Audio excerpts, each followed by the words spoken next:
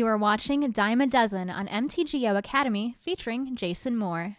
Hi folks, and welcome to another installment of Dime a Dozen. My name's Jason Moore and I'm here with MTGOacademy.com, and we're going to be playing some two-man queues in the Pauper format.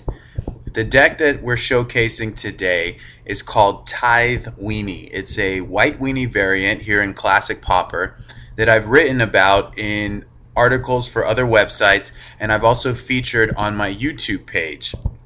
The cool thing about this deck is that some of my readers or some people who have happened upon this content have taken the deck a step further and even played it in 8-mans on MTGO, as well as player-run events hosted by websites like Gatherling.com, and they've put up some successful results. That's really cool to see, and we're bringing this deck back just to talk about it and explore it a little bit further. So the basis behind this strategy is to take a beat-down, creature-heavy approach, but to add a lot of attrition, a lot of value, and make this deck generally a little bit more of a mid-range archetype. However, it's still fairly aggressive, but does do a good job of hanging out for longer games, drawn out, grindy games. Now let's look at how we do this. All of our creatures are capable of generating some value. Now some of our creatures do this by creating value after they die. So Doomed Traveler gives us a 1/1 flying token. Loyal Cathar flips, turns over, transforms into a 2/1 zombie that can't block. Squadron Hawk draws us additional cards, so it feeds us a bunch of evasive threats. Syndic of Tithes, which is half of the reason that this deck is called Tithe Weenie, is capable of draining life from the opponent. So with the Extort mechanic, we're able to gain a life and take one of our opponent's lives in one fell swoop. So this is a way of dealing direct damage, so to speak, direct life loss, which gives us a little bit more reach. If the board gets gummed up and there's too many blockers and there's not a lot of ways for us to attack, we still have an opportunity to win the game with one or more Syndic of Tithes. Of course, Sanctifiers gives us a Vindicate ability on a stick, a Pseudo Vindicate. It's more like a disenchant, and there are some pretty juicy targets for this in Pauper, including Spire Golem, auras like Ethereal Armor, and Mirror Enforcer. So it can do quite a bit of damage. You'll notice that the main deck change I've made from the original version, if you guys have seen that, is that I've added more copies of Sanctifiers in place of Hopeful Eidolon, which was a creature basically with the bestow mechanic that we were testing out in this deck. Of course, Skyfisher gets us some value because it can repurchase a number of our permanents here, including lands and creatures, and even Journey to Nowhere if we want to do some neat tricks with that. Guardian of the Guild Pack doesn't really generate value, but I think he's a pretty strong choice and a good reason to play this version of the deck.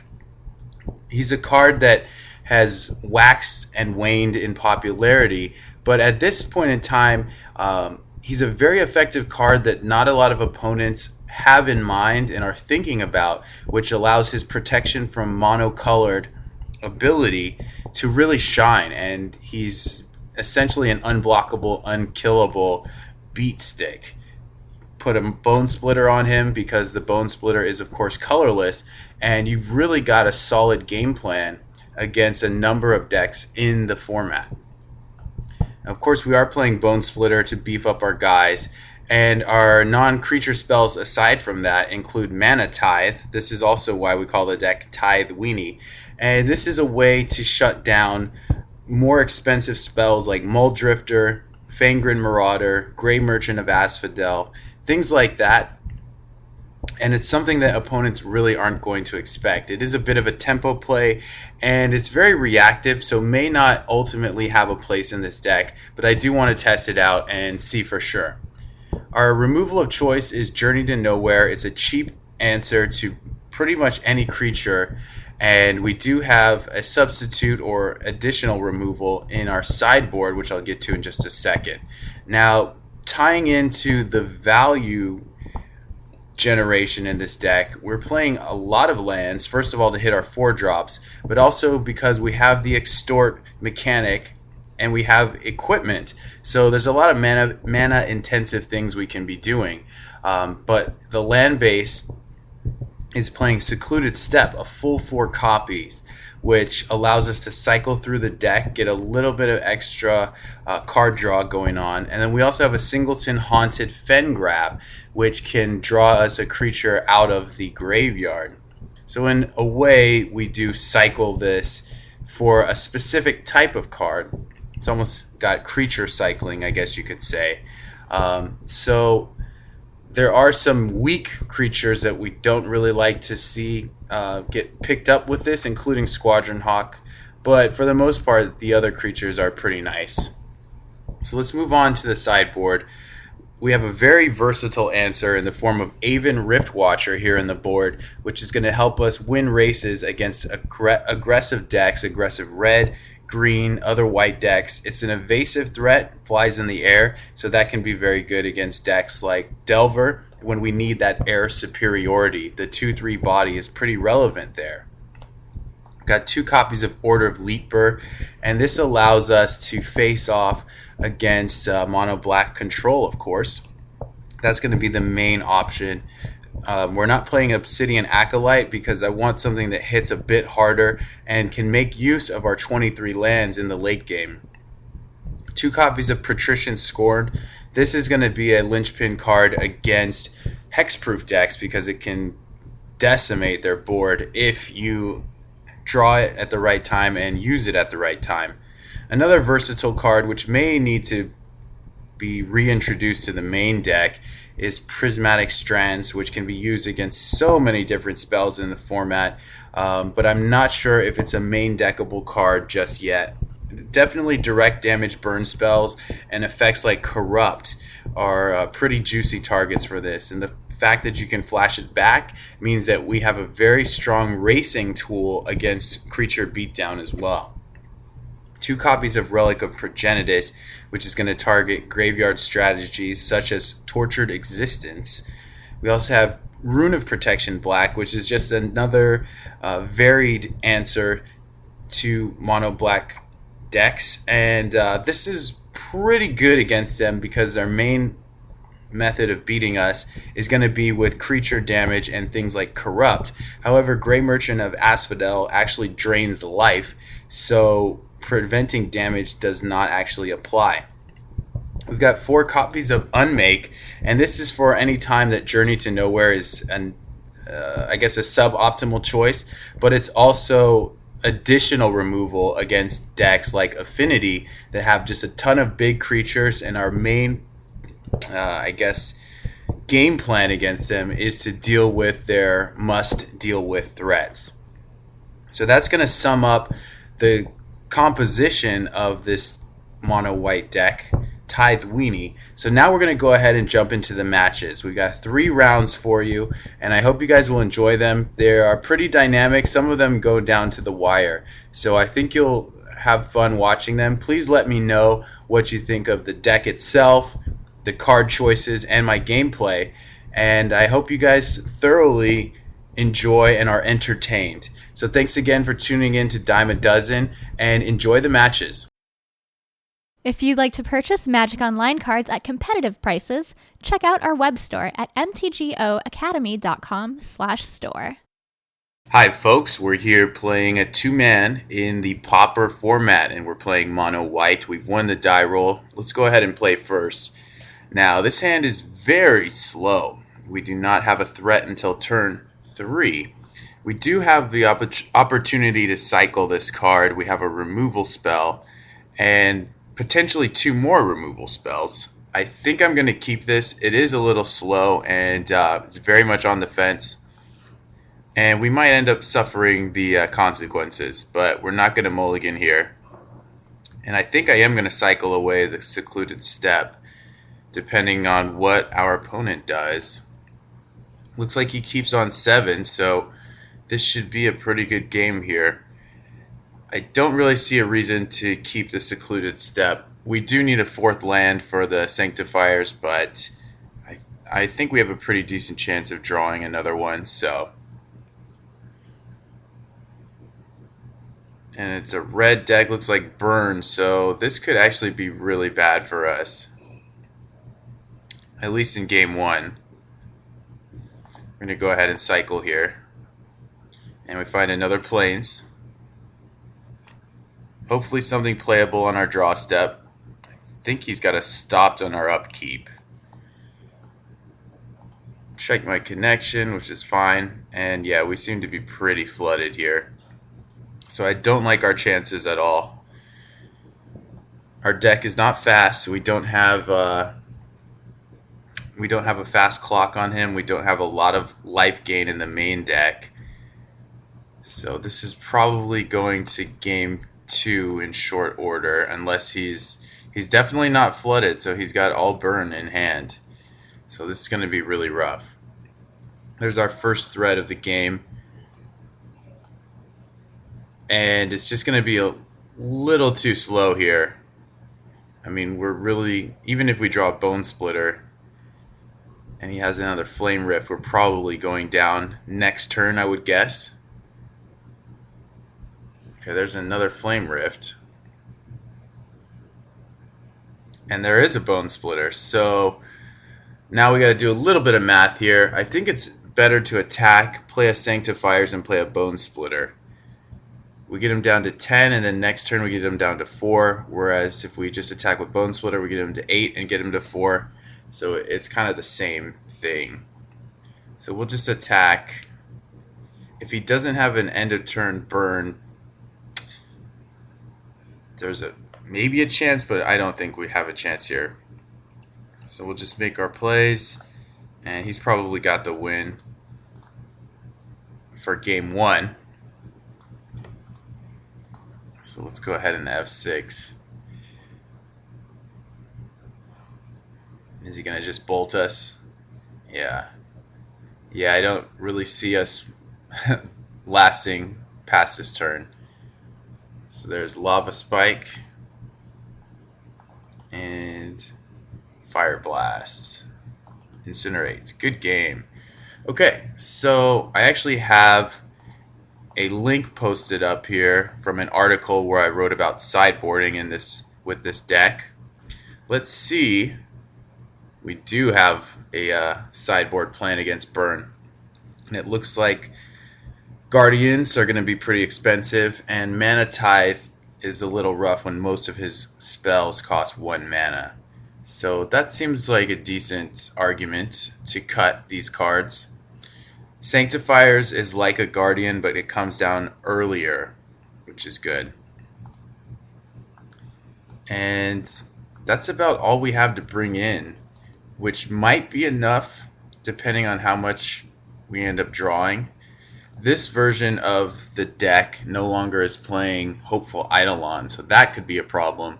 But we know how to mulligan against this opponent since we have a good idea of what they're playing. And I don't see any reason to bring in any of these other cards. So, unless we think Order of Leaper is a faster threat than Guardian is. And that might be the case. I think it's probably okay. But we have plenty of 2-drops. So I'm going to leave it like this. Order is a little softer to Electrickery and Martyr of Ashes and stuff like that. So we're here in game 2. We're going to play first. And we have a 1-lander on the play with a 3-drop and a 4-drop. And we only have 1 play we can actually make. So I think we're going to mulligan here. If we miss even that second land, if we hit the land, it's actually an okay setup. We would want to get a 3rd land to turn on the Syndic. Yeah, we're going to mulligan here. And another 1-lander with even more junk. So I think we're going to have to mulligan this too. There is that Rift Watcher. But let's go to 5. And this hand I'm going to end up keeping. It does have 3 Syndic of Tithes. which might do something, but we do need to hit those lands. Going to 4 gives us no chance at all. So let's not mulligan, and we're going to lead with Bone Splitter. He kept 7, so that's definitely not a good sign. And Mono White is, of course, a deck you can tune and set up to win against burn because there's so much life gain available. So this game's starting off very similar with the Chain Lightning. And we are pretty screwed here. He's going to burn us again. Does he have another land? Does not. So we have a chance to draw a land. And we do. So let's go ahead and throw out the Syndic.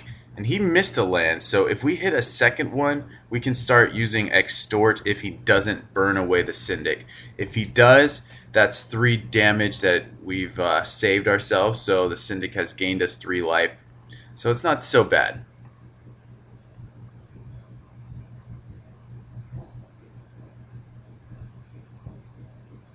And he is going to direct it to the Syndic.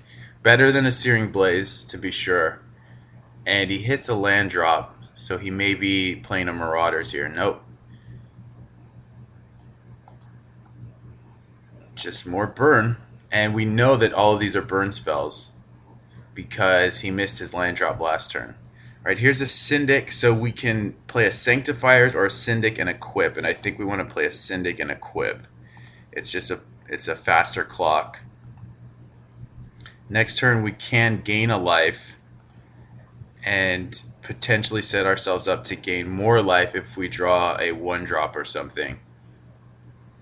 And we're hitting him for 4, but it's been at least 4 turns, I want to say, and we haven't done any damage to him, so that's a big problem. Drawing an Aven Riftwatcher might be good. So he's going to keep burning our Syndics, so they are gaining us some amount of life. And here I think again we want to play Syndic and Equip. We could also play... No, we want to play Syndic and Equip.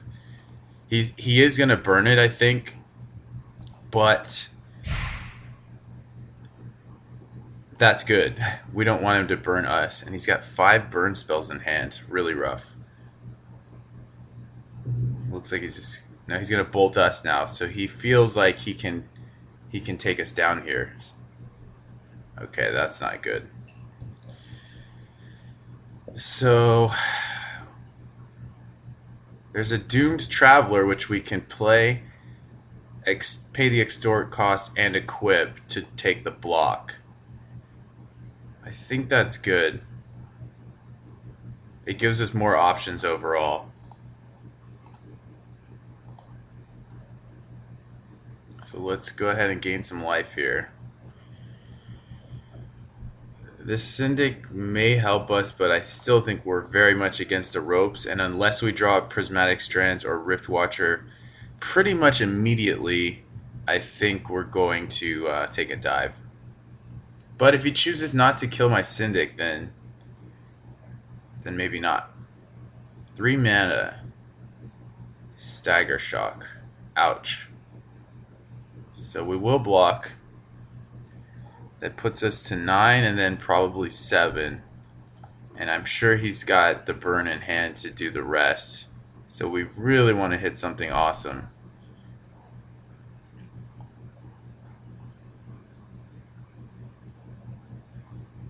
Another Bone Splitter. I think here we just equip and play an unkicked Sanctifiers. And we're going to 7, which is a nightmare.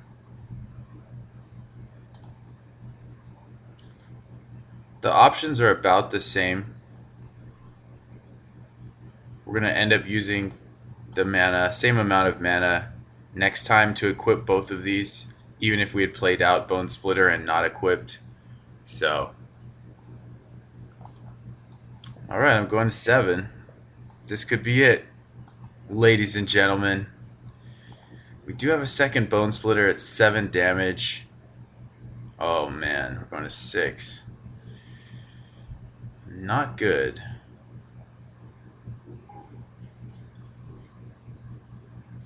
I think we definitely want to cycle that because we want to hit one of these critical sideboard at 3 drops. So I'm going to cycle first. And we draw a Course Skyfisher. I don't know that that does anything for us.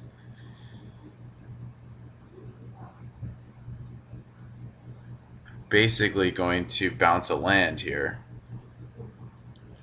So I think we could swing with the Spirit, but the Sanctifiers does more damage. We could swing with the Spirit for 3 and then 6, which is better, which is better than holding back both and swinging for 4 next turn. So I have not played a land, so I'm going to bounce the planes and equip the Sanctifiers after attacking for 3. But I think at 6, there's really no way for us to survive here.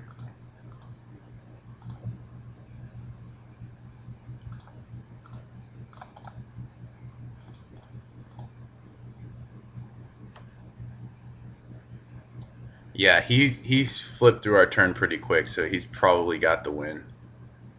Yeah, good game. Alright guys, well that was pretty brutal. We got smashed by this mono red burn deck, and I think that mulligan decision in game 1 was probably a big issue, a big cause of this, and also just how fast his deck is. We may have actually slowed this deck down too much, so that's something to consider. We'll go ahead and play some more matches and see what ends up panning out. But as far as this match goes, this one's in the books, and I thank you guys very much for watching. Curious about the price of a Magic Online card? Try our searchable price guide on the right sidebar of any MTGOacademy.com page. Hello boys and girls, we are here playing Classic Pauper in the 2-mans. We're on the draw, our opponent has kept 7, and I think we can keep this, leading off likely with a Secluded Step. So we're not going to mulligan. Let's see what fate has in store for us. We're likely going to make it to Guardian. We see a Remote Isle, so this could be some kind of Tron deck, or who knows what. Let's go ahead and F6. This could be a long game here. So we're going to lead on Secluded Step because it opens up our turn 2 plays significantly. And it is an Urza deck, so we're going to have to get pretty quick here. I think we want to try and make it to Guardian. And these Guardians might actually seal the game for us, but I want to lead on Loyal Cathar. Is going to be more resilient against some of his removal. And we're probably going to try and just curve out here for the most part. So let's go ahead and play that Cathar and see how we do against Tron. 3 Guardians might actually be able to get the job done. I'm not sure outside of Fangren Marauder and Ulamog's Crusher what he's going to have. Here it looks like a Seagate Oracle. So definitely have a couple options here when we untap. We can equip the Cathar. I think I'm going to want to do that actually, because that can get us in for 8 over the next 2 turns. Whereas the Syndic, not really going to do the same amount of numbers, especially because we're getting blocked. So I'm going to just think through this a little bit. We can equip the Cathar, which either kills the Oracle or deals 4. He's nowhere close to Tron, so we want to pressure him either way, but pressuring him now is a good option. We could attack for 2 with the Cathar, which he probably blocks, and then we play Squadron Hawk and maybe get in for 3 next turn. Yeah, I'm going to go ahead and equip. I think it's better than laying out some of this other stuff. Alright, let's see what he does. He's going to take it. Perfect. So he really values that Oracle, which I don't know if that's actually good because it's not really doing much for him here. He's going to burn our guy. Okay, so that makes a lot more sense why he would do that. And the fact that he has a Firebolt. Okay, And he has another Oracle. So our Cathar's just never getting through. Oh, it's actually a Mole Drifter. If we draw a land, I'm probably playing Guardian. Oh, he attacked me. The nerve. Yeah, I'm going to play Guardian.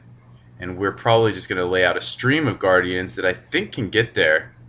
I'm very surprised that he attacked me. That seems odd.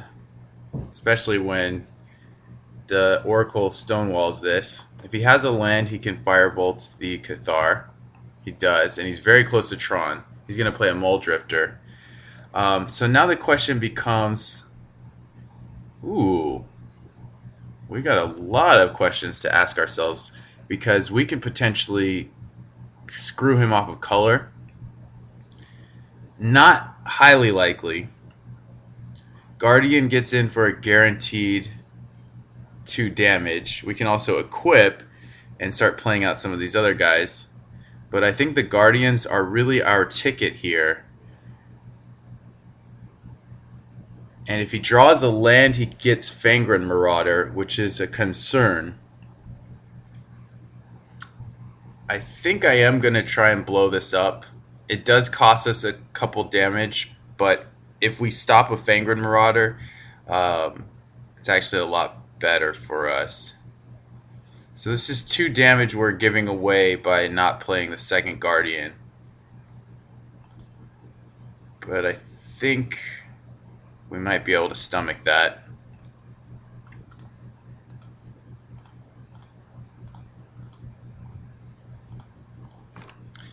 In the long run, that's not going to do a lot, but it might keep him off of Fangren Marauder for another turn.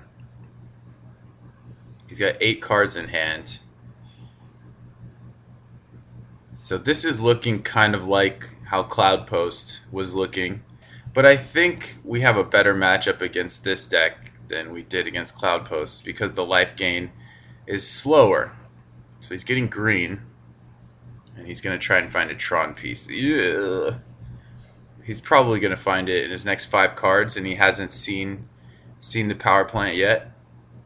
Yeah, I would imagine.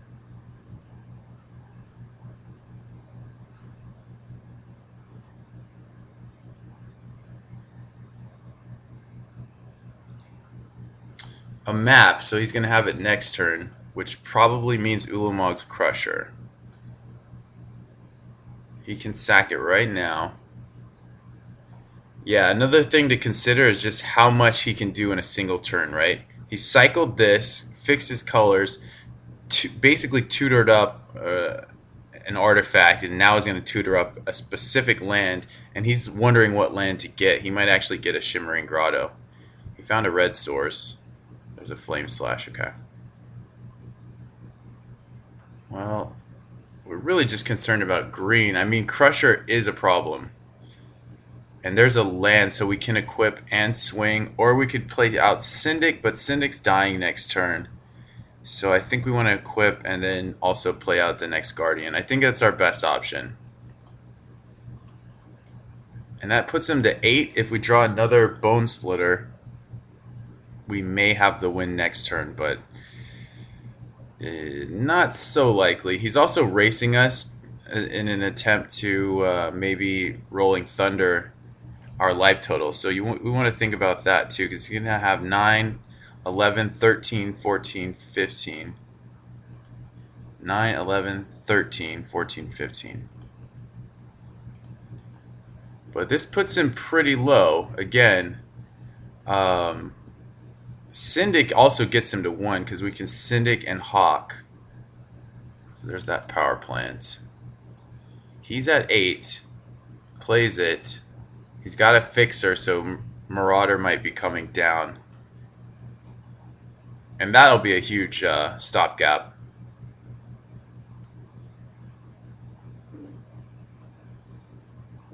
Drawing again. So he may not have the answer right away. Yeah, here's Marauder. It could be Mole Drifter. If it's Mole Drifter, we're in much better shape.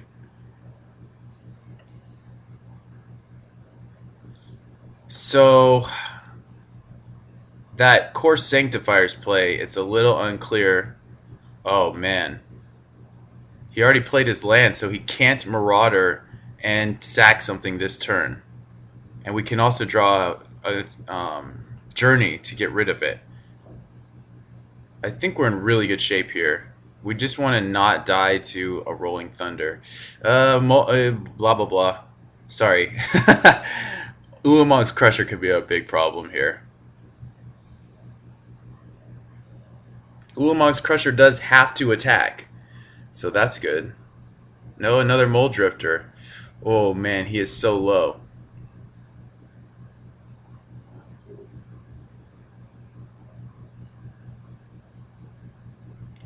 And a map. We have to assume that one of his cards is, in fact, Thunder. 9, 11, 13. It's going to be 14, 15, 16. I don't know that we can survive another Thunder. A Mountain. Yeah, so we're at 15 already. 9, 11, 13. Oh, and we just top decked the Bone Splitter for the win. That feels so good. He's tapped out, so I think we're just going to go for it. Wow. Crazy game. And he has no blocks. So we're just going to do this. Hopefully no misclicks. We don't want to show him anything else, so I'm just going to go for the win. Okay. And there it is. Alright, round 1, or match 1, game 1. We won on turn 7? That was only 7 turns? That felt like an eternity, man. Alright, let's consult our handy dandy sideboard guide. I don't know if this one is included. Tron, we're just replacing journeys with unmakes. Okay, I think that's probably okay, because they might bring in Ray of Revelation against us. He has no real reason to bring in Ray of Revelation, but actually he might. He might assume we're playing Journey. Do any of these threats make more sense? Strands does stop Rolling Thunder, but we want to be aggressive here. We definitely want to keep in the Guardians. Yeah, I don't really see any reason to bring in Order. Does not match up too well against Oracle. It can fight through with enough mana. Even Rift Watcher might be okay, but I don't see anything to replace it with. Syndic of Tithes gives us a little extra in terms of reach. So I'm going to submit. I think that sideboarding seems okay. The unmakes, just get rid of the creature immediately.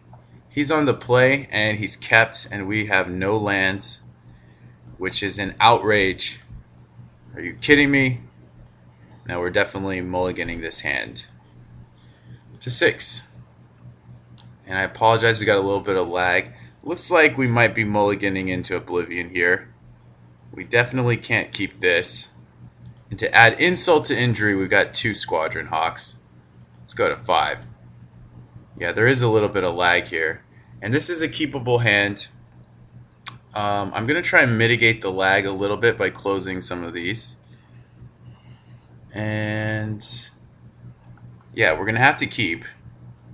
And I'm just not sure if we're going to play the Step or the Plains to start off with. We may be looking at a turn 3 Tron, so I'm not sure it's going to matter anyway. We probably want to play the Step. So let's do it. Man, there's a lot of lag here. That's going to be really frustrating and a bit of a problem, because this match could potentially go long. So he's definitely tutoring up Tron, and it could lead to misclicks, which is a big problem. Yeah, this is really unwieldy, unsightly. He's going to sack in response. So he's just really ready to go. Turn 3 Tron is just never a fun day, and that goes for many formats, including Modern. Alright, fix your colors, probably get a Mole Drifter. We're close to breaking that, but I'm not sure if I want to unmake the Mole Drifter. I think we probably have to at this point.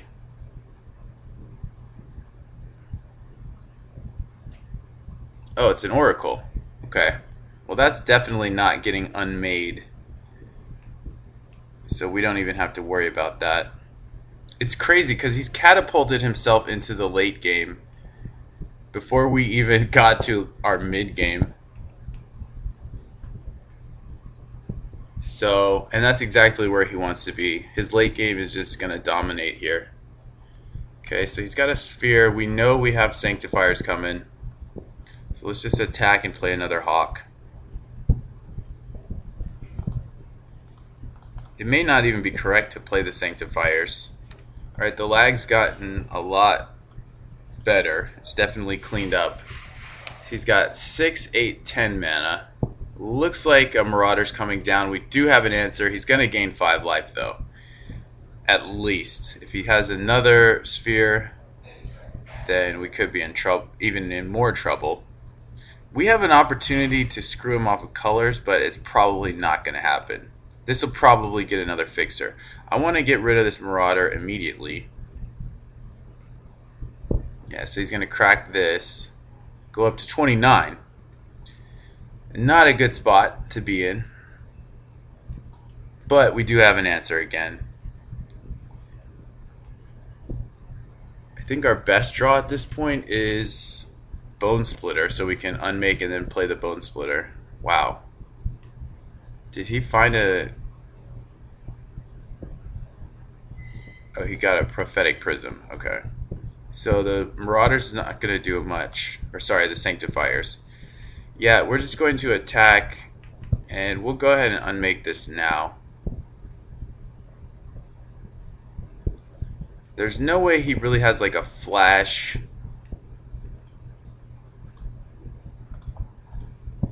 artifact, but this lets us F6, so that's kind of good.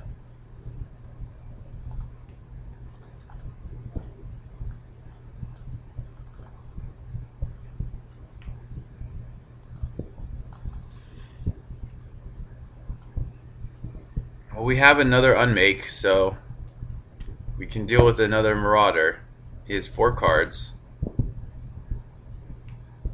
Another Oracle. Deep Analysis. Okay. That's no good. So we're going to have to do this again. We do have Mana Tithe now. That's very interesting. I don't think it's actually going to matter, but it would be funny if it did. It can shut down a Rolling Thunder.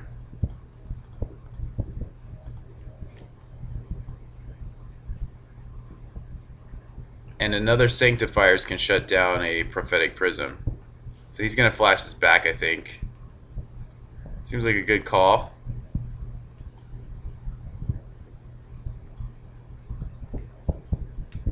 Five mana. Okay, so that's going to resolve. No reason to tithe that. If he plays another one, which he doesn't have the mana for, doesn't have the color. Yeah, this Mana Tithe's pretty dead. And our chances are pretty slim here. Red. It's going to just burn a guy. I think we may want to concede early. Cycling.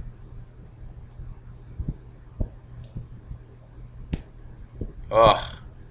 We could have tithed that just to keep him from sacking. But I think we're just dead here.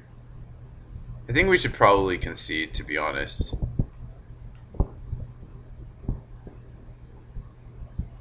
Six, 8, 10, 12, 13, 14. We might be able to tithe away that Rolling Thunder. So do we want to Sanctifiers this and try and get him off of color? He's got blue, red. We're playing 2 guys. Doom Traveler isn't doing anything. I mean, I guess we're assuming that we're going to get rid of this Muldrifter at some point.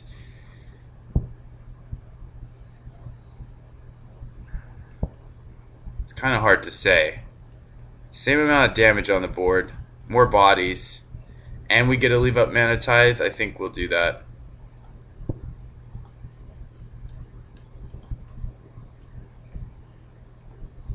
Basically, our goal here, he does have the Firebolt, is to stop a rolling thunder and maybe defend against us. 9, 11, 13, 15, 16. Yeah, so he might just go for it here. Let's see what happens. Alright, I'm going to try and block the Mole Drifter.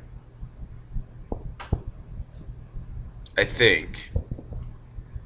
9, 11, 13, 15, 16.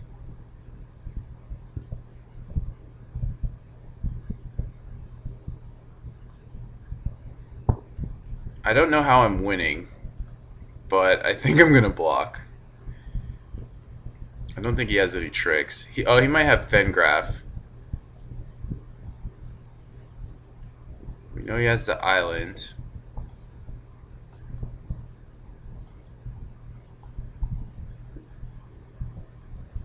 Yeah, we're gonna we're gonna counter this.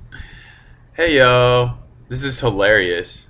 For 11. Oh, he left up 3 mana. Why did you leave up 3 mana? Oh, so he can firebolt us. Oh man. Come on, man. We at least get to counter you. Suck it. Oh man, we're still gonna lose. Well, we can block the Seagate with the Sanctifiers now, I guess. He does have Firebolt, so maybe not.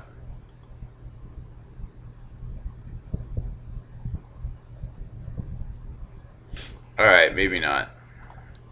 Start blowing up prisms.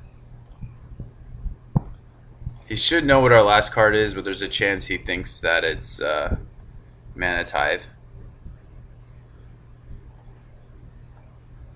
He's got another Rolling Thunder. It's going to terminate us with Extreme Prejudice.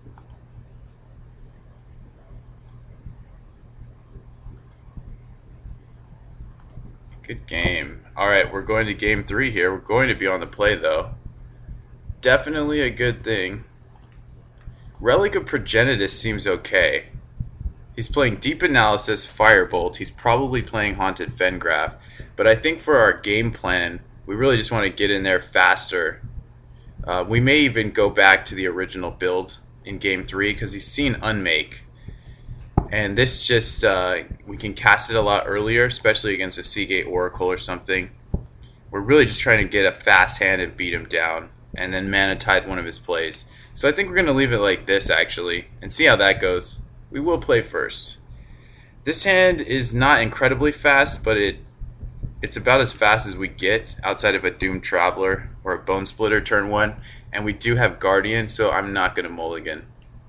And hopefully the opponent mulligans really heavy. He's definitely tanking. He goes to 6. And he keeps 6, so hopefully it's a shaky 6. No turn 1 play is kind of lame. He does have a Tron piece, but no fixer. And we do have an answer for Seagate Oracle. We're playing Loyal Cathard because 2 damage is more than 1. He's just going to Prism here. Or maybe not. Okay. This is looking good. Syndic of Tithe's better than Squadron Hawk? I think so. Especially because he doesn't have a red source just yet. So we can Journey, get in for some extra damage in the face of a Seagate Oracle. Or we could just draw land and end up playing Guardian. Or if he has nothing, we just play Squadron Hawk. Okay, here's Seagate Oracle. Oh, no, just Mole Drifter. Okay, Divination. So now I think we do play the Bone Splitter and Extort and attack for 6. That's 7 damage. Or we can attack for 4, play a Squadron Hawk, don't Extort, play a Bone Splitter. Then we attack for 7 next turn plus the 4 here, where we can attack for 7 and then 6, which just seems better. I think it's better to go with the Bone Splitter. It's dealing 3 damage now. And that puts him down to 11. Or we can attack for 4 damage. Now it's 14. Play a Squadron Hawk and a Bone Splitter and attack for 7. 4 plus 7 is 11. Or we can attack for 7 plus 6. I think we're going to do this. We'll equip the Loyal Cathar.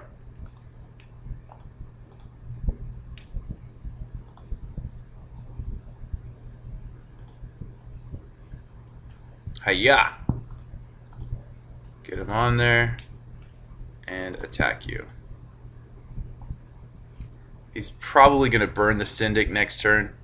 He may also just have a Seagate Oracle. I think he's a little behind because he's got redundant Tron pieces here and no color fixing.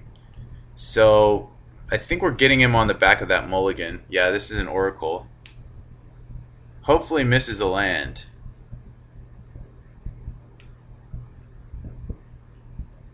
And I think we'll definitely just Journey. It might even be better than playing Guardian. He's not really playing counter magic that we know of, so Guardian can resolve at any time. Yeah, Oracle. F6ing, he's going to take the land and play it. Hopefully it's not a mountain.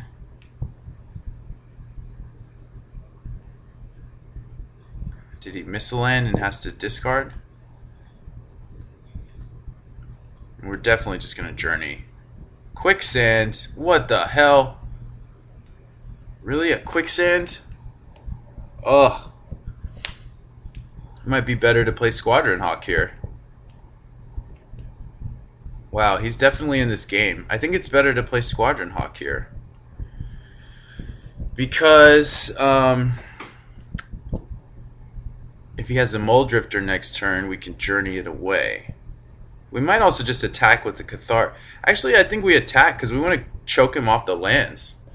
I think we want to burn him for 1 and attack with both of these. And then if he Quicksands, his chances of playing a Mole Drifter are pretty much out of here. And he doesn't want to take 6. So he Quicksands a Cathar that we get back. Yeah, this seems good. Now if he has another Oracle, things might change, but this is at least decent, in my opinion.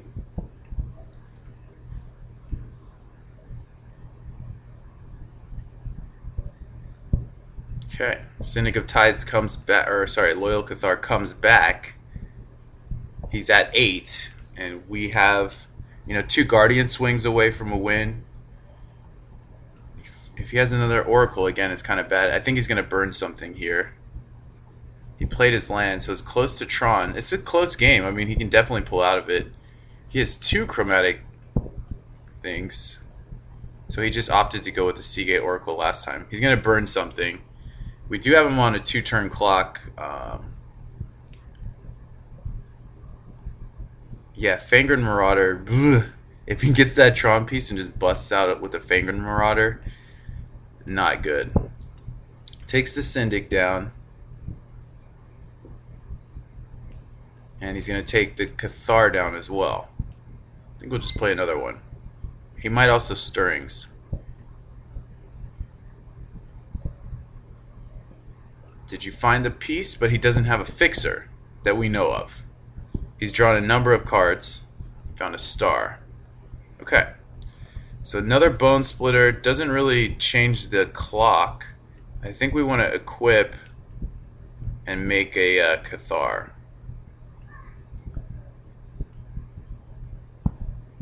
We could also equip and make a Squadron Hawk, and that way if he has a ground blocker,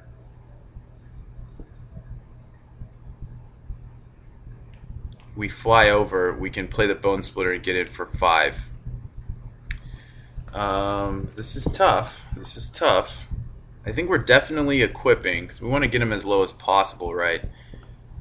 He's going to have 1 blocker, so if we play the Cathar, we then have 2 equipped guys. He doesn't know about the second Bone Splitter, so he might just tap out for a Mole Drifter.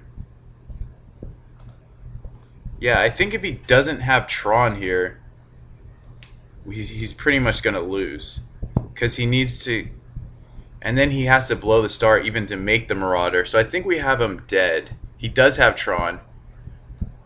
But how much can he do? He can make a Mole Drifter. He can make 2 Mole Drifters. Alright, this is really interesting. Or can he make 2? I don't think he can make 2. But he can burn a guy. If he burns the Loyal Cathar rather than the Unhallowed Cathar, it's still a win. We have enough mana to equip both creatures.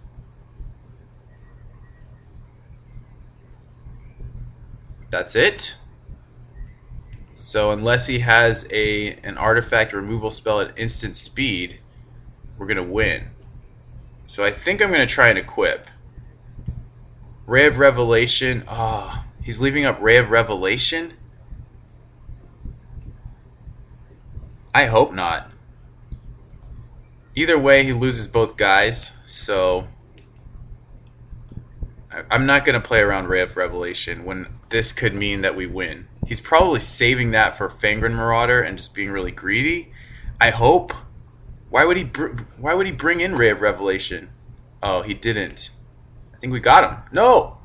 What? Oh, he's got like a Stagger Shock. That's interesting. No, he does have Ancient Grudge. Okay, so he's going to 2. Losing his guy, but I think he's going to Marauder us. Maybe. So this is main phase. We'll just equip. And get you back. He still has that Ancient Grudge.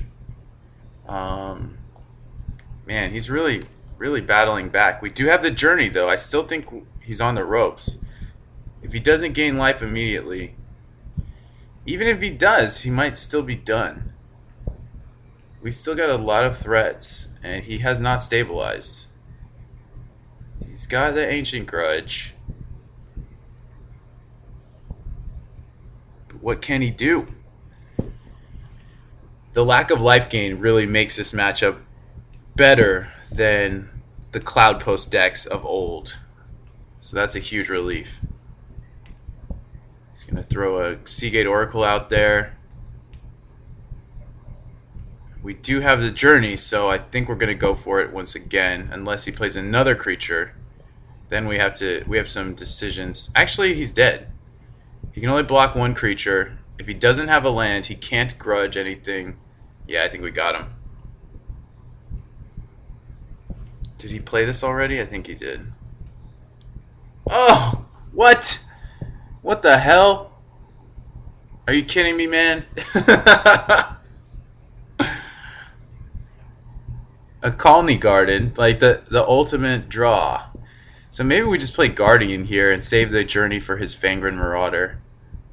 Because we can't kill him here. We can Journey something and attack, and he's still alive. I think we're just going to play the Guardian. Oh my word. But do we attack? No, I don't think we attack.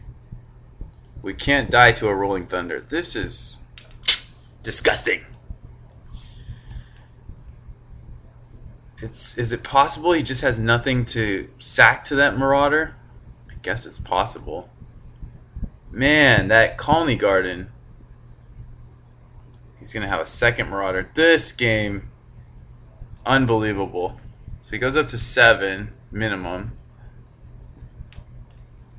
We had him so close. Where did I mess up? Something went wrong here, man. I'm telling you, something went wrong. I don't know what.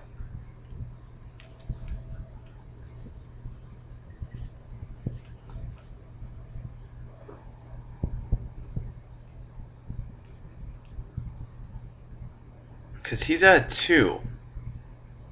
There had to have been somewhere I missed a point or 2 of damage, I think. I'm not sure. If he taps out, we can equip the Guardian. Oh, don't you dare find a Chromatic Star. Ah! It's going to 12. But we do get to equip. I don't know if that's good. I guess it's good. He's at 12. Ugh. Oh, never mind. He's using the Ancient Grudge and attacking. Sanctifiers I don't think is good enough. 10, 12. Yeah, we have to journey this. He's at 17? Oh, because he blew up our bone splitter? Oh my god. So we could journey and attack with both, sacrificing one of these guys. I think that's actually okay for 2 points of damage. And Unhallowed Cathar's not doing anything anyway.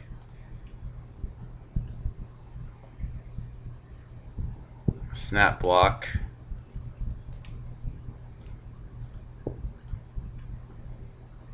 Oh boy.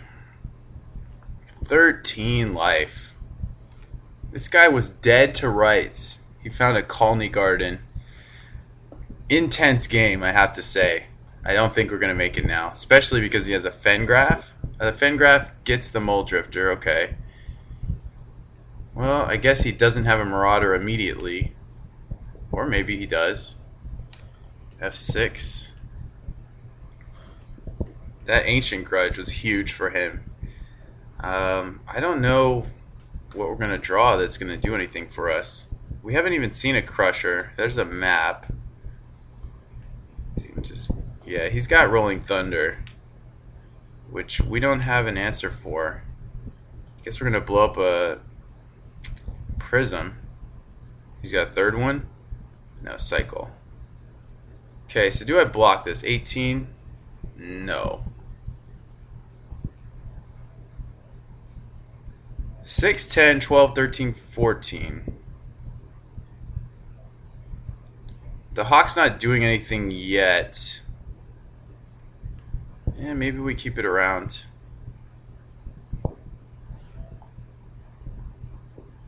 I'll keep it around for now. We might want to double block. He has to discard. That's how sad things are. Oh, a journey. I think we want to save it though. I think we want to Sanctifiers away his other red source, which means we're taking 5. Or we block and we take 3, 15, 10. Yeah. I think we are going to Sanctifiers.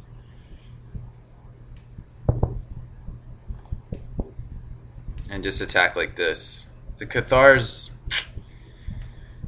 not doing anything, but we don't need to just throw him away. And we're running out of time also, but so is he. So we've got to utilize that F6 as much as possible. We are going to block.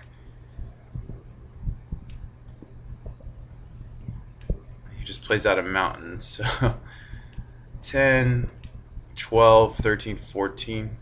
Yeah, I think he's got enough. We are going to block. We've got some blockers, so. And we have a journey, which I don't know. I don't know what that does. Probably nothing. So maybe we do need Prismatic Strands in this matchup. I think this is a matchup that's winnable. As you can see, we were very close to winning, but just not close enough.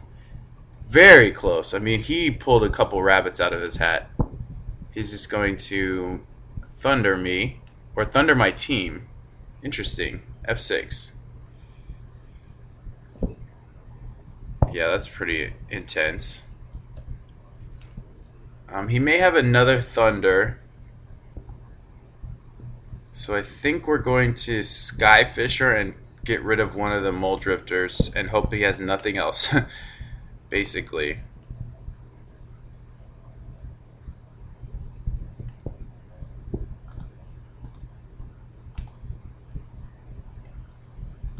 I don't see us doing anything else here, so.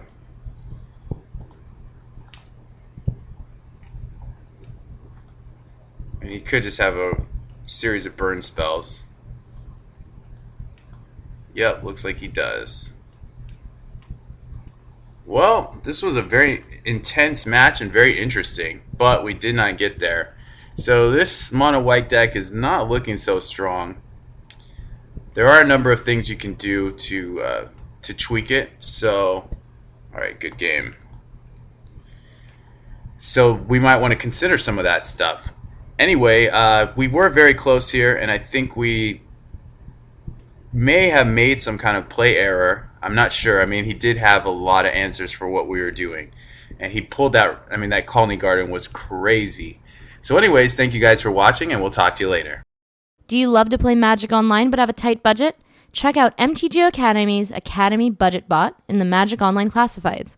All cards in stock are cheaper than one event ticket. All right, hello everybody. We are back here playing some classic Pauper, doing some two-man queues. We are on the draw, and we have a playable hand, so we will not mulligan. We've wished our opponent good luck, and it looks like we may be facing mono black. And this hand looks okay against mono black. We've got two creatures that are resilient to their removal. Actually 3, because the Guardian is a huge deal. And Sanctifiers might be able to take out an Oubliette or a Pestilence. So let's go ahead and get rolling. Now I've had a bit of ice cream before starting this match, so hopefully that'll give us some power. That'll power us up, give us the strength to be victorious. We'll see. Okay, so we've got some witches here. Not very good for us, because this can start pinging a bunch of stuff. I'm definitely not going to attack. I think I will lay down Loyal Cathar, which actually can attack into a witch. If he tries to block and ping, they will end up sort of trading and no attacks. Next turn, I think I'll play another Loyal Cathar if I don't draw anything particularly interesting. And then we'll go straight to Guardian, and we'll hope not to get hit with Crypt Rats followed by an Edict. Which actually probably still won't work, because we'll have Doomed Travelers and Loyal Cathars coming back to be sacrificed. So here's a Phyrexian Rager.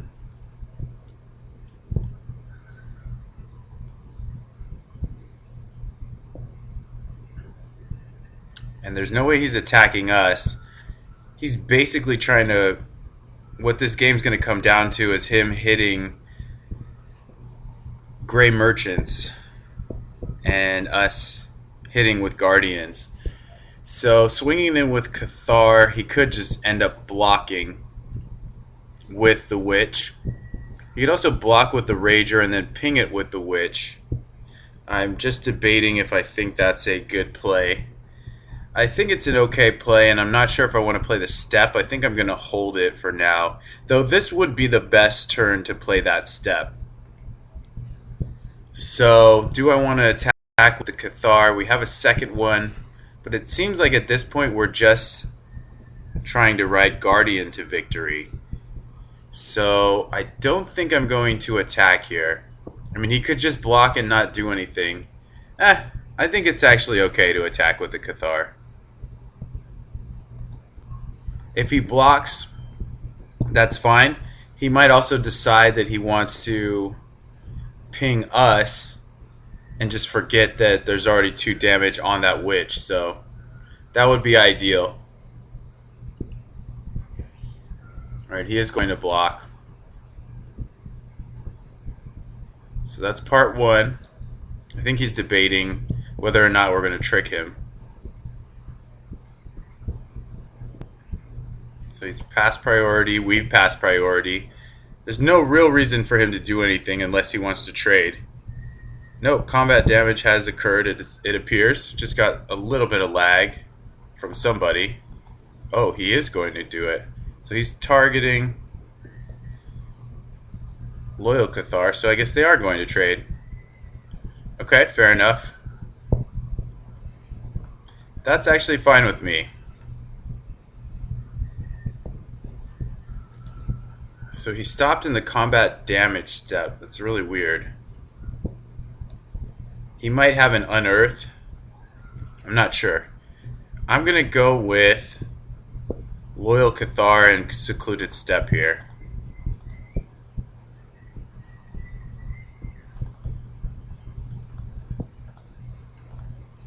And next turn, well, now we're getting the Loyal Cathar back, then we're getting Guardian.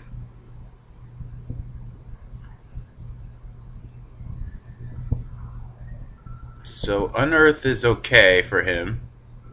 Definitely kills the Unhallowed Cathar. That's 2 pips, or -2 devotion count for him. So that's good for us. Why would he block? I don't know. His hand might not be too well suited for dealing with our board, so he might have opted just to take that trade there in hopes of cutting us down through attrition. Okay, he's got another one. I'm really paranoid about the lag here, so hopefully it's unwarranted. So no real reason to send in this Cathar now. This one's gonna bite the dust. Let's go ahead and just lay down this Guardian. We need to start getting serious.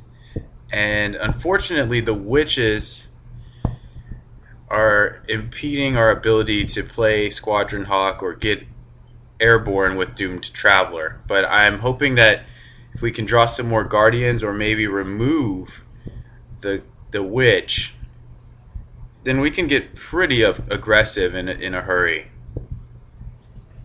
Now, he missed a land drop last turn. Very good for us. I would love to see an Oubliette come down so we can just get some value there.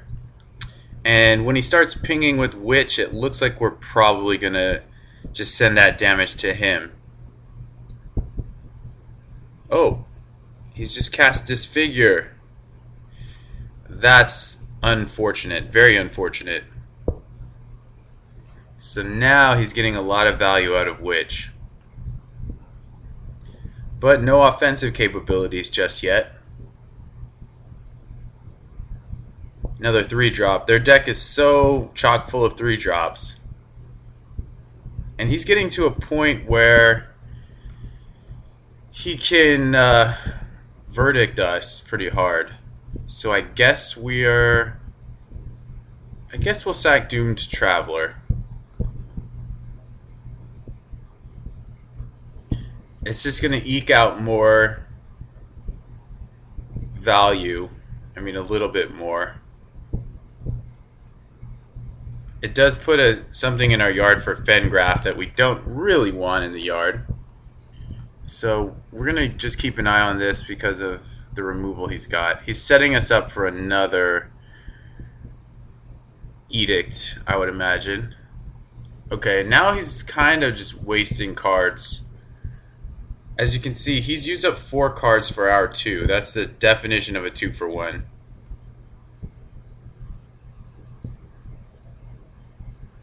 I'm going to untap. Draw land. So I think we're going to fetch up our Hawks. We'll swing in the air as well. But the reason we're fetching up Hawks is to keep this Guardian in play. What's he targeting? Okay. So now we'll ping him. I don't know that that's the right pick, but okay. And Cathar goes down. Now we attack. He has no blocks, he goes to 15. And we could play the Sanctifiers. I am going to hold it and make some Hawks. At least get them out of our hand. So there's something to be said for not playing a second one out, but I think he could have a ping, a 1-mana removal, and a verdict. And he's also just going to take a little bit more damage. Each of these Hawks does deal 1 damage to him. So if he continues to miss lands, which, as you can see here, obviously he's not, we have a chance of just pressuring him with the current board. But once he gets to that merchant, it's going to be a whole other story. I don't see him playing out Oubliette. He's going to combat. And he's swinging. So he could have a Shinobi here.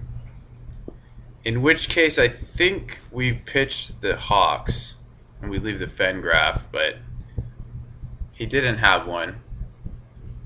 He's going to take 5 next turn. Just goes to the end step. He's representing Verdicts. He's representing Tendrils. Bone Splitter. Awesome draw. And we can actually leave up Fengraf if we want. We definitely want to equip Bone Splitter to Guardian. And then after that, we might just play out the rest of our Hawks.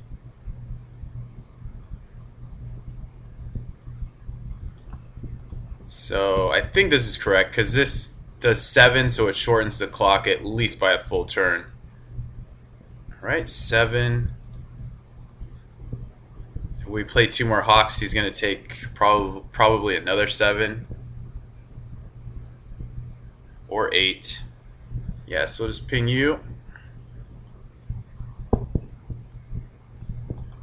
He's aiming at the Hawk. Okay, we're hoping that he does not draw that crucial 5th land. I'll just play 2 more Hawks. Yeah, he should be taking 6, going to 8, and then we have lethal amount of creatures on the board, but it looks like he's got us stopped and he's going to send some removal our way. If he does get a land down, he's going to gain 5 life off of Grey Merchant. Pretty good, if I do say so myself. Now, there are some merits to not playing these Hawks out, but the way the game is right now with this Witch, we're kind of racing against that and suiciding some of our creatures. So it's a toss-up. I think it's probably correct to do this. Now, had we only hit him for 5, he'd be at 10 right now. I guess it doesn't change the clock that much, but what really are we going to do with the extra mana? We could have played Sanctifiers, Hawk, and Bone Splitter. There's some merit to that. And our opponent seems to be kind of laggy. Okay, maybe he's just thinking a lot. So I'll pitch the token here. We want to narrow down the chances of a Squadron Hawk getting picked up by Haunted Fengraf. So if we sack that token, that's exactly what happens. Now, he's using up a lot of removal just to keep our small creatures down, and these creatures have already given us a lot of value. So I'm liking the way this looks. If his last card is Grey Merchant, that'll leave him hellbent. We haven't seen any 2-for-1s out of his deck besides the Witch. So, long story short, I think things are looking pretty good. He did slam down that land, so he's probably going back up to 13, and we're going to 11. And I think we're going to have to just keep racing here. I would love to see another Guardian so we can hold off his assault. If he attacks us with the Rager, we're going to take it. But then we do have the Sanctifiers as a blocker, but does die to a Witch. So he's winning the race now, undoubtedly. Journey would be a nice draw to take out Witch. Syndic of Tithe's not bad. We can actually pay for it. So we can actually pay the Extort. Is that better to pay the Extort, or is it better to equip the Sanctifiers as a blocker? I think it's probably better to pay the Extort, because he's going to take 6 here, and then he'll go to 5, and that puts him pretty close to being dead because he can't Witch. So hopefully he whiffs on his next draw step. So I think this is correct. We're at 9.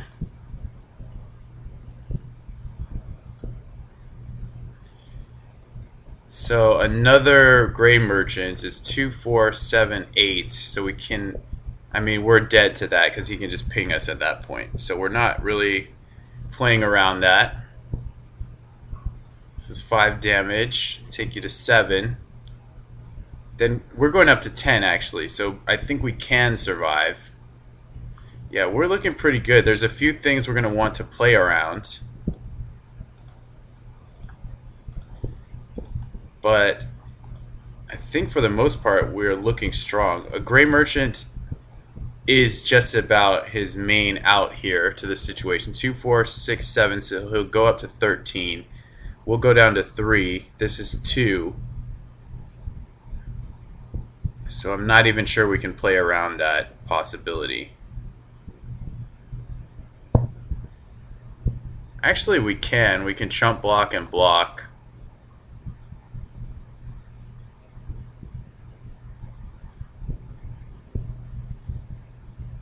So we've got our own little drain life here.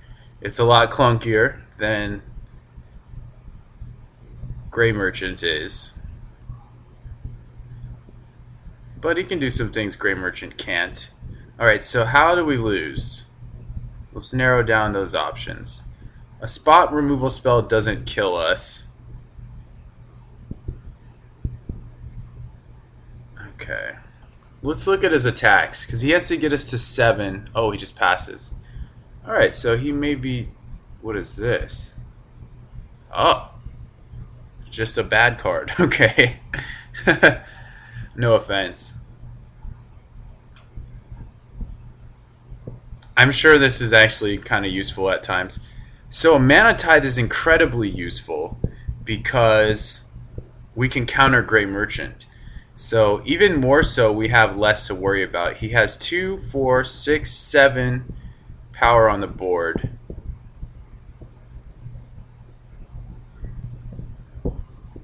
Which I think means we're safe against most everything. We could also try and Fengraph for something if we hit Traveler. I guess we could do that now, and that'll help us figure out if we want to just go for the win. Because we still have Mana Tithe with Extort backup. Yeah, so we're just going to attack in the air. And things look pretty safe here.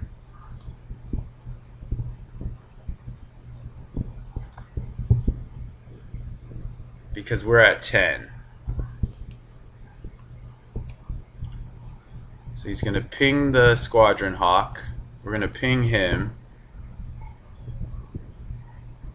I can equip the Bone Splitter to a creature. But I also... Do I want to leave up Mana Tithe and Extort? You know what? I think I'm just going to hold it because if he casts anything, I can kill him with Extort. So that's pretty sweet. He's dead in so many different ways here. Okay, so we win. It's really nice to be up 1 game, and a lot of his 1-for-1 removal just fell short of the 2-for-1 removal, and of course, Guardian did most of the work for us. And he was a little screwed on mana, only saw 1 Gray Merchant. Okay, so let's go to game 2. I'm going to consult my sideboarding here. So Syndic is a dies to any 1-for-1 removal, and in this old version we were cutting Hopeful Eidolon. So we're going to have to readjust that strategy. There's also an argument to be made for Relic. Let's actually see. Did I say anything else? I didn't say anything about Relic. Our job is not to disrupt his graveyard. Our job is to attack his life total. So, if we do cut Syndic, yeah, Order is just a strictly better 2-drop. Syndic's the only 2-drop that doesn't give us value. And I think you can make an argument for cutting a Sanctifiers. It was not very good there. It is good for hitting Oubliette and stuff, but I think Rune of Protection is just going to be strictly better. If the game goes that late. I'm not sure if Rune is the best sideboard option these days now that they have Gray Merchants and whatnot. Yeah, this looks good to me, so let's try it. We're going to be on the draw. We have Mana Tithe still in the deck. We've got a couple Syndics, and this hand is interesting. I think it's actually keepable, but we're going to want to cycle some of this stuff.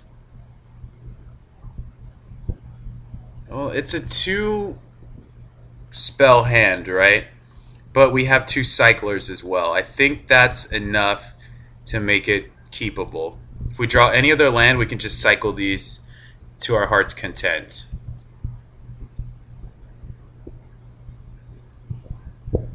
There's a hawk. So the question is, do we cycle? We can cycle on turn 3 for sure.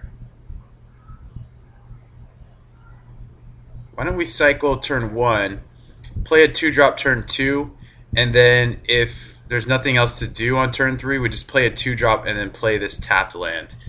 Okay. Got it. I'm ready.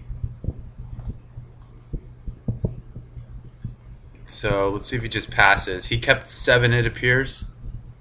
Yeah, he kept 7. Sign in blood. You got it. We're going to lead on Loyal Cathar. He may not be able to attack. We get a Doomed Traveler. So that means our turn 3 is going to be a 2-drop and a 1-drop. So this kind of screws things up a little bit. But we draw a plane, so it doesn't actually matter. Yeah, I think we're going to go here. Hopefully he has no blocker, but I'm sure he will. I don't see why he wouldn't.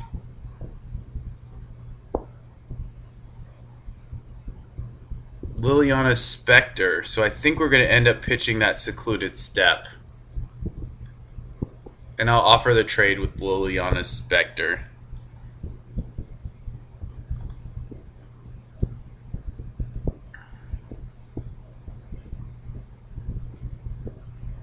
Okay.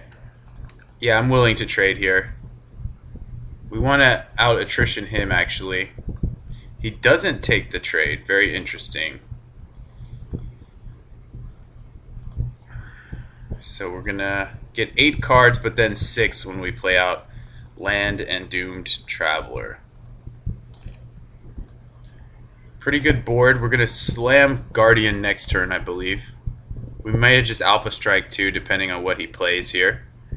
If he makes his discard again, I'll pitch a Plains. I'm pretty sure. So he's close to Gray Merchant, that's for sure. Just going to drag this game out a bit. That's what Mono Black is very good at.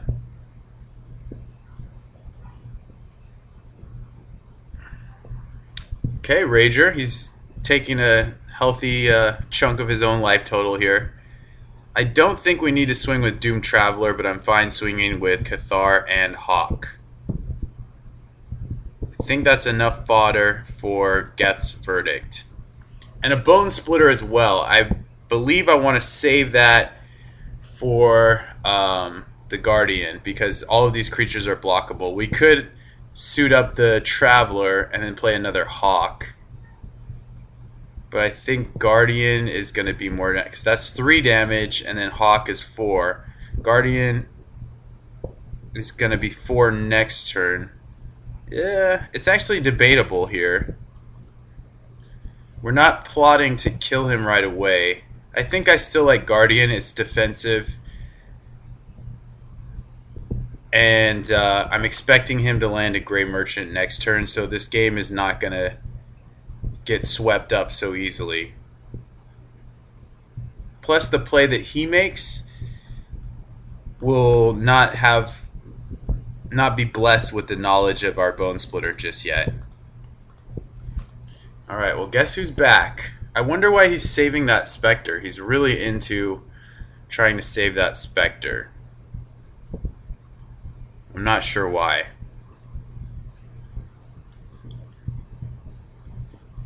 That last turn I think was definitely debatable. I decided just to make a decision.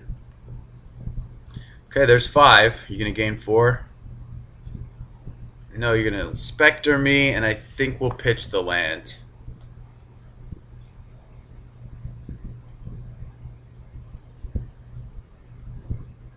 this beautiful Alara art. Look at that. I think that's really sweet art. I have to be honest. So big thanks to Michael for doing that.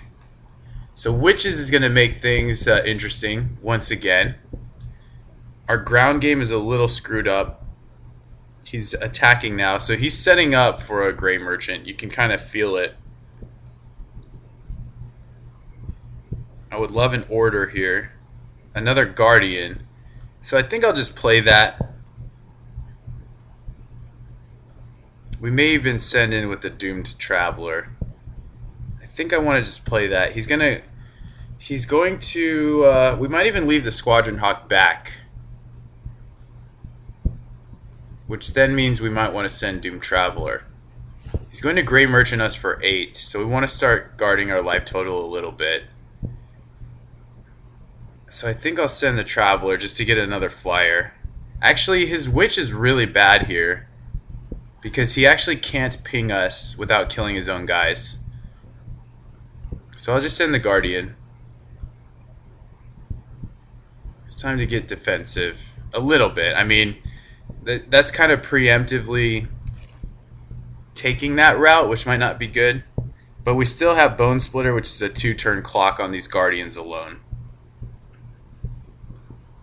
And a big reason to play the deck the way it is right now is because I think Guardian's pretty good in this format as it stands. Way back when, there were a lot of ways to deal with it, and people... It's one of those things where when a card starts to lose popularity, people stop respecting it, and then it gains popularity. So he's just going to shoot something. I'm going to shoot a Liliana Spectre and hope that he does not have an Undying Evil or something. I don't think he has Gray Merchant because he would do all of this before combat. That would be my guess. So what are you going to shoot? Let me know. Because I definitely want to take his board out rather than going straight for his life total. His life total is going to be in flux, in my opinion. But if we can get his board down, he has less blockers, and then his life total is a bit of a non-issue. So I think I finished that thought process with Guardian. Again, there was a time when Guardian was a prevalent card in White Weenie, which was a prevalent deck at one point, and people had to respect it. So they had ways to answer it. With multiple answers around, Guardian lost popularity, and therefore people had to respect it less. So now that there are less general answers being played against Guardian, it's good again, in my opinion. So we're taking 2. Interesting. Now a full-on attack. He might gain 6 here, and I guess he'll feel like he's safe, which is, I guess, there's some art. I mean, he goes up to 18. That is serious. I mean, that's not a joke. But I think we can manipulate this in a powerful enough way, especially if we draw planes. Because I want to leave Guardian as a defender, if possible. What we can do is Bone Splitter up a Guardian, swing for a guaranteed 6. We could also Bone Splitter Cathar, which might get us in for 8. Then we can play a Squadron Hawk and get defensive. Here's the problem. Another Merchant just torches us. So we can also equip one Guardian, swing for 4, play Doom Traveler, and equip the other Guardian. And that keeps him from really attacking us on the ground. So maybe that's what we want to do. He does have us in the air. That actually kills us. So maybe we need to play a couple Squadron Hawks. No, we only need to play 1. Unless he has Spot Removal and Gray Merchant. And we want to watch the clock. We're both pretty low here. I guess just to be safe, we're going to play... Well, we could swing in with Doom Traveler also and see if he wants to attack. No, I think I'm just going to play 2 Hawks. And I'm only going to swing with... I guess we can do it like this, or we can do it like this. And just block the Gray Merchant. That seems okay. I'll play 2 Hawks. Another Gray Merchant probably just does us in anyway. But right now, I would like to try and mitigate that as much as possible. Okay. So let's make this happen. We can make this work. He's got 3 cards. We've got 3 cards. He's kind of a creature-heavy version. We saw that weird Gray Ogre last game. He's got Ragers, Specters. I haven't seen Chittering Rats. I hope I never see it against him, because that card can be very annoying. Now he's doing some math.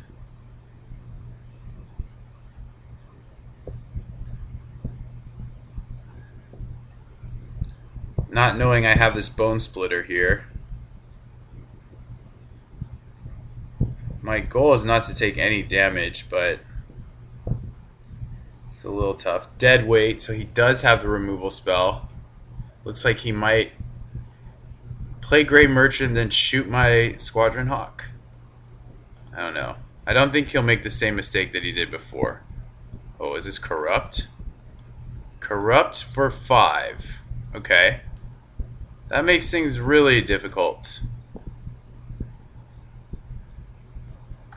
But as long as his last card isn't anything big, we're still in the game.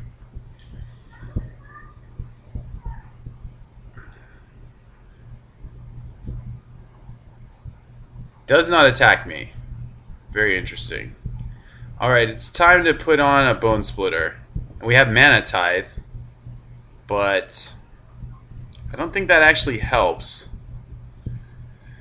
I think we can leave it up just in case, but I don't think it's actually going to save us.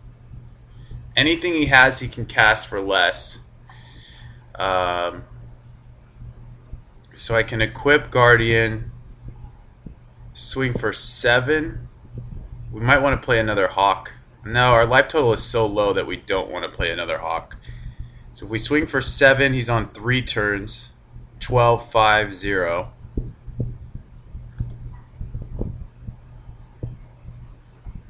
I think that's okay. We're at 5, so he can ping us twice.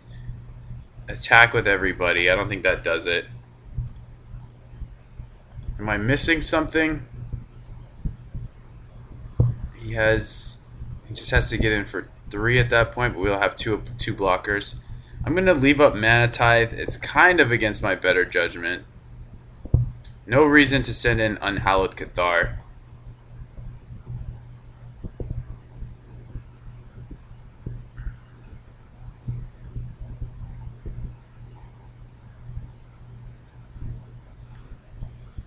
We've had that Bone Splitter around for a while.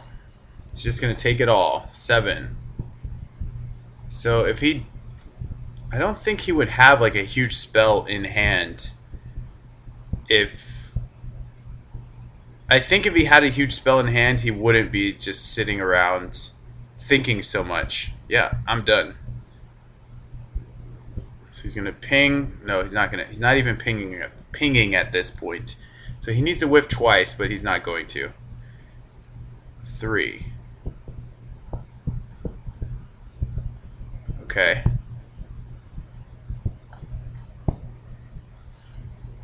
So he's at 11. Draws a land. If he plays Gray Merchant, that would be amazing. That would be such a fluke. Okay.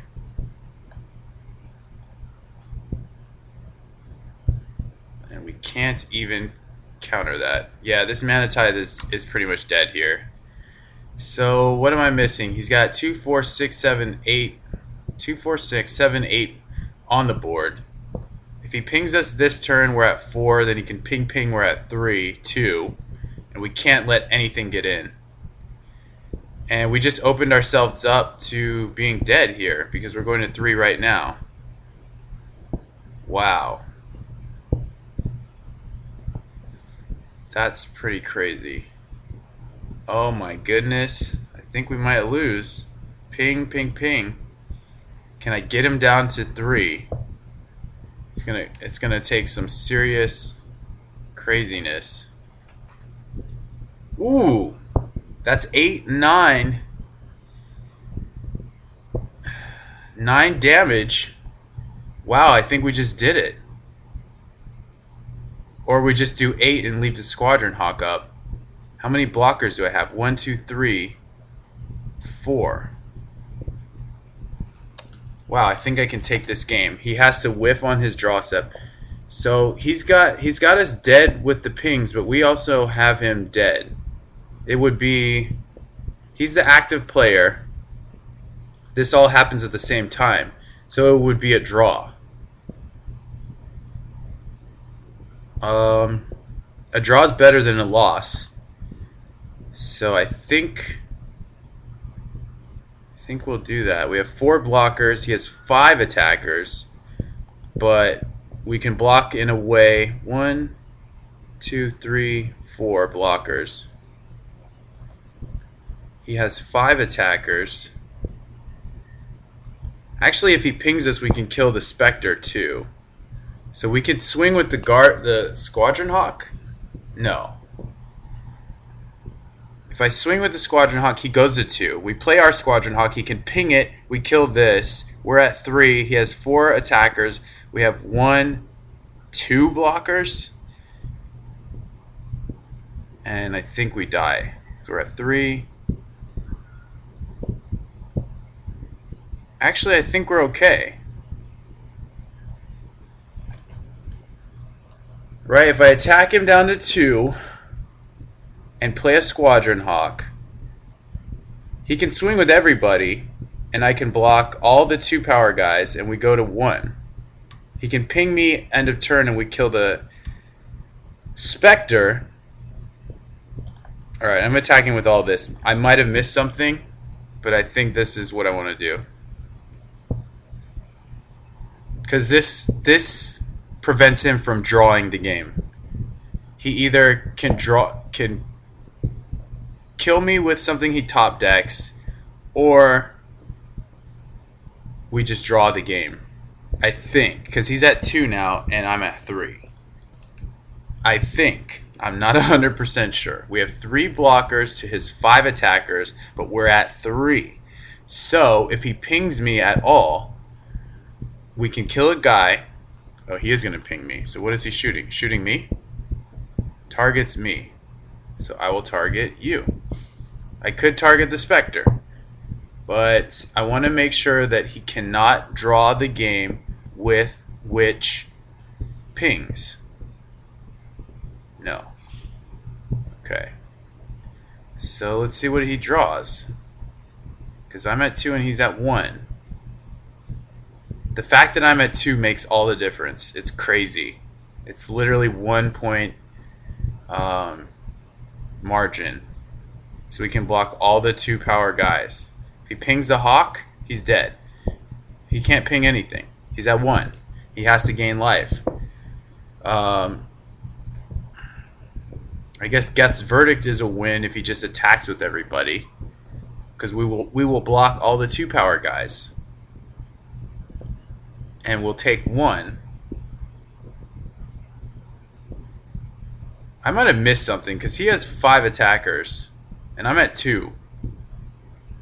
I think I'm just dead to the attack actually. So I did screw this up. How did this happen? How did I screw this up? I'm dead to the attack. Wow. Unreal. I can't believe I did that. I thought about it a good while, and I still ended up being wrong. I'm at 2. I'm dead. He just needs to attack me. Oh, man. What a fluke. So if I had left the Hawk back, he would have drawn the game. So I guess you can make an argument for playing for the win and just hoping he doesn't see it. But I think it's still better to take the draw than the loss because he's got to win. And for some reason, he just decided to concede. So I guess he didn't see that he had the victory, which is pretty crazy.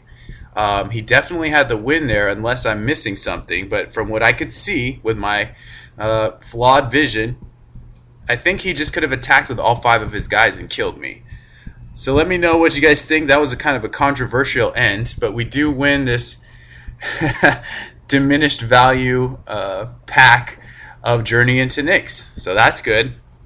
Overall with this deck, it's still kind of on the fence as to how effective it was. We took a pretty brutal loss to Burn, which I think can be definitely changed by tweaking the deck. And then we had a very close match against Tron. So I think as far as the result, going 1-2, not the best, but definitely doesn't write this deck off. And it's a deck that I enjoy playing, as you know, if you've seen any amount of Pauper coverage from me in the past. I'm not a stranger to mono-white strategies, particularly Weenie strategies in the Pauper or any other formats. So I hope you guys have enjoyed these matches. I definitely enjoyed playing them. It got really interesting there, particularly with the Tron match and with this MBC match. So we'll talk to you guys later. Thanks for tuning in to Dime a Dozen, and please check us out next time.